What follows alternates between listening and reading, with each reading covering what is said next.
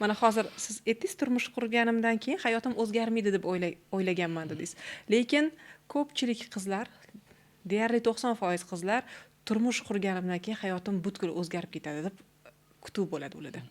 Ya'ni hayotidagi o'sha hamma qilgan orzulari, hattoki shaxsiy o'zi erishishi mumkin bo'lgan, shaxsiy o'zi erishishi kerak bo'lgan narsalarni ham bitta odamga bog'lab qo'yishadi. Va mana shu narsani keyin kutishadi o'sha odamdan. Turmush qurish hayotidagi qanaqadir umuman yangi bir darajaga ko'tarilish, yangi bir etapga o'tish. Menimcha mana shu kutuv noto'g'ri deb o'ylayman. Ya'ni ikkita turmush qurayotgan inson hayotga real qarash kerak. Ya'ni turmush qurganda to'g'ri nimalardir o'zgaradi, lekin unchalik ham katta o'zgarish bo'lmaydi degan narsani balki o'ziga singdirish kerakdir deb o'yladim hozirgi siz gapingizdan keyin. O'zgarishlar bo'ladi tabiiyki. Qay darajada degan savol tug'iladi faqat. Hayot ostin-ustun bo'lib ketmaydi yoki bo'lmasam haligani 7-osmonga chiqib ketilmaydi.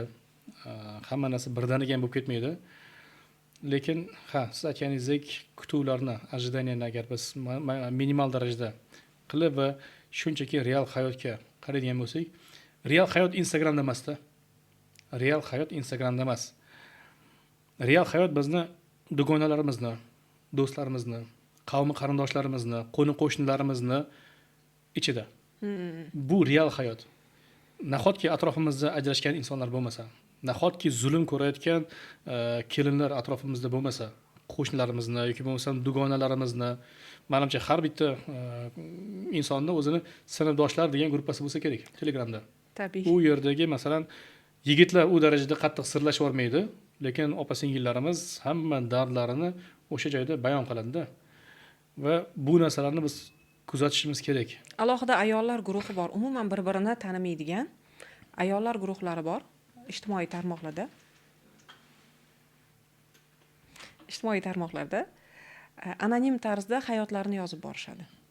Juda ham ba'zida boya siz aytganingizdek ishonish qiyin bo'lgan holatlarni yozishganda o'ylab qolaman, balki qanaqadir ruhiy nimasi bordir, to'qib yozayotgandir deb o'ylab qolasizda unaqa holatlarni o'qiganda. Men o'sha yarashtiruv komissiyasida qatnashib ko'rgandan keyin 4 yil o'sha komissiyaning a'zosi bo'lganman-da. Qanaqa ta'sir qilgan o'zingizga? o'zingizga? Bo'lmaydigan narsalar bo'lardi-da. Men ba'zan qiynalardim, chunki insonga ba'zan o'sha to'g'ri maslahat bera olishlik uchun o'sha dardni inson o'zi his qilishlik kerak. O'sha holatni o'zi yashab ko'rishlik kerak. Undan keyingina uni qiling yoki bo'lmasa buni qiling deb tavsiya bera oladi-da. Shunchaki hissiz tavsiya berishlik noto'g'ri deb o'ylayman. Men tavsiya qilgan bo'lardim o'sha yuqorida aytib o'tganim Turmush qurishdan avval degan kitob bor. Aynan maktublar asosida yozilgan. U yerda siz baxtsiz insonni ham hayotini o'qib chiqasiz. U yerda siz baxtli insonlarni ham hayotini o'qib chiqasiz. Maktublar faqat insonlar boshidan o'tkazgan kechmishlarini yozib o'tganda, yaxshi tomoni psixolog o'tirib uni keyin nima uchun u baxtli bo'ldi va nima uchun u baxtsiz bo'ldi Tahlil qilgan. chiroyli qilib tahlil qilib bergan. Men tavsiya qilaman albatta. Albatta o'qiyman.